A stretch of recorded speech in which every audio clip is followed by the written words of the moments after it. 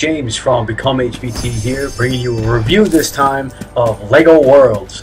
What is LEGO Worlds? I didn't even hear about this game. I had no idea. I happened to come across it by accident on Steam yesterday when I was looking around for just something to pick up, and I'm so glad I found this. I wanted to record from this moment when I found that ostrich, because did you see the way you were running on that ostrich? I'm going to replay it for you right now. That is so adorable, and that's what this game is. From start to finish, it is adorable. You can tell that it's just made with love. And you know what? Yeah, it has some issues. I want to get into those in a second.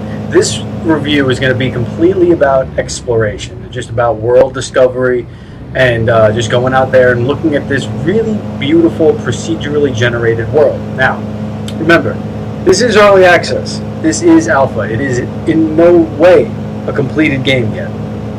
And it shows that. I mean, if you're getting into this and you really want a full-fledged world builder, Minecraft style experience, you're just not going to get it yet, because it isn't there. The company has stated that there are many different mechanics to this game that haven't been implemented yet, but they're in the works, or they're going to be ready maybe for release soon. They just aren't in this current build of the game. So, world exploration. As you can see, I hopped in a plane. I got lucky enough in this world that I made that I pretty much fell onto this thing. I got on top of one horse, I think one bear. You could ride bears. Then I got a dragon. You can ride those too. Took the dragon out over the world for a little bit, saw a plane, hopped in it. Now, this is a VTOL. If you don't know what that is, that's a vertical takeoff and landing. They don't really have a wind system. You don't have to take off and land. You can just go up and down. So, in a lot of ways, it does have a Minecraft feel to the, I don't want to say hokiness of it, but the slapstick of it, maybe. Where, you know, in Minecraft, you could build an entire fortress, take out the bottom layer, and nothing fell. There was no gravity system to it, and that's, honestly, in my opinion, what saved the game. If things just fell apart every time you knocked something over, it would be unplayable. So they're erring on the side of playability right now over, you know, real physics and things like that. I mean, it is a LEGO game. I don't even have a lot of experience with LEGO games. I never really got into the all the standalone single-player ones that they put out on consoles. I tried. I really wanted to be into it. I just couldn't get into it for whatever reason. This, on the other hand, has really grabbed my attention. And the little bit of time that I've had to play it, I was so gripped by it that I just really wanted to make this review in case you are like me and either on the fence about picking it up or just didn't even know that it existed. This is one of my favorite clips right here, landing right here, because I'm flying over the top of the Hoth here, and I think I see a dog, and I'm like, there's no way you're going to be able to ride a dog, and you can.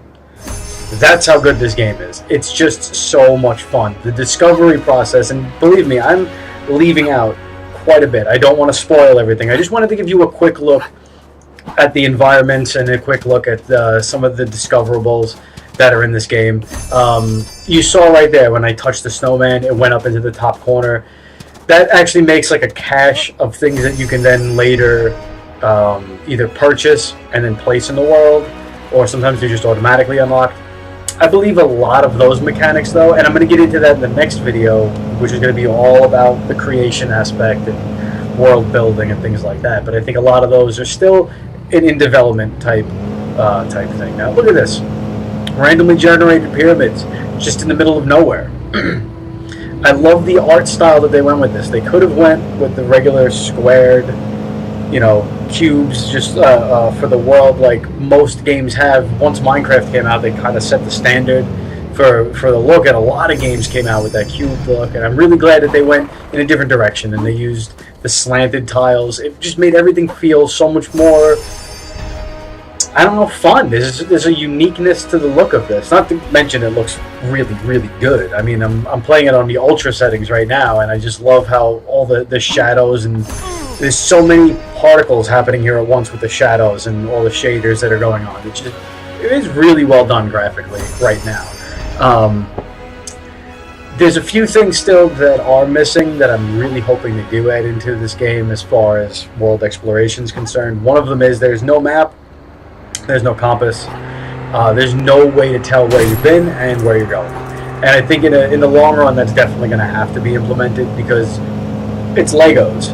If they're going to compete in any way with Minecraft, which I doing a quick search of this game on the internet keeps showing Legos wants to compete with Minecraft over and over and over again. So if that's their goal, you need to have a map, because if you're going to have base building mean anything, I'm going to have to be able to find it again. Even in the generic vanilla version of Minecraft, you're able to make a map and find your way back.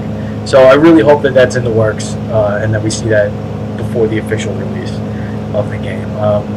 Another thing is that there is no survival aspect in this game. Granted, like I said, very early access, very alpha. I do hope that it's in the works, though, that there's some reason for me to be in this world. I mean, this part right here with the mushrooms, I didn't even know that this was in the game. I came over that little hill, I saw that nightmare area behind me that you're going to see in a couple seconds again on the right, and I saw this mushroom biome, and I was like, it just blew my mind. The color palette that they use in this game, it's incredible. It's just so much fun, and to be able to just keep hitting these over and over again that I didn't even know were there. There's some stuff that I did today that unfortunately I wasn't able to get on film. I found more biomes that I didn't even know existed. That it's blowing my mind how much is already in this alpha. And it looks like they put a lot of time into the world and the exploration. And like I said, the building aspect of the game will be in another video, but that almost does feel a little lackluster at the moment. It feels like they put in a serviceable way to craft, but nothing really usable. It works. It's there. You can say it's there, but you can't really say what you did with it because it's extremely hard to use. Another aspect, I just cut it right there, but another aspect of this game that needs to be a little bit worked on is the camera. The camera is a little finicky. You go inside inside of a building like this. Right now I got a pretty good shot, but 9 times out of 10 that camera is all over the place. It's very hard to manipulate. I've heard some reviewers talk about the actual movement of the character. I found it very fluid. I found it very easy to use. The controls themselves, as far as world exploration, I mean, I found extremely easy to use, especially the flying. When I was in the plane, it's almost second nature. It's just the way the controller scheme is laid out. What else about this game? And look at that. I just love the way all of those tiles come together to form a very unique landscape. I also am a very big fan of the fact that there's firearm in the game. I was very excited to find the rifle, not for violent reasons, it just added something else to the game. It kind of wowed me a little bit. I mean, I played vanilla Minecraft for a long time before I got into any mods, and then eventually made my way over to Tekkit. And I'm going to have a video coming out soon about my unlimited power supply for Tekkit. I created something I really want to share with the community. But to see how much is already in this game is just incredible. I really hope you go out there and try it. If you're into the world builder type games and you don't mind early access alpha builds, definitely give this game a try. I hope you like this review. I'm going to cut it here. Thank you for watching. If you liked it, give it a thumbs up and hit that subscribe button if you want to see some more. And I'll see you next time on Become HVT.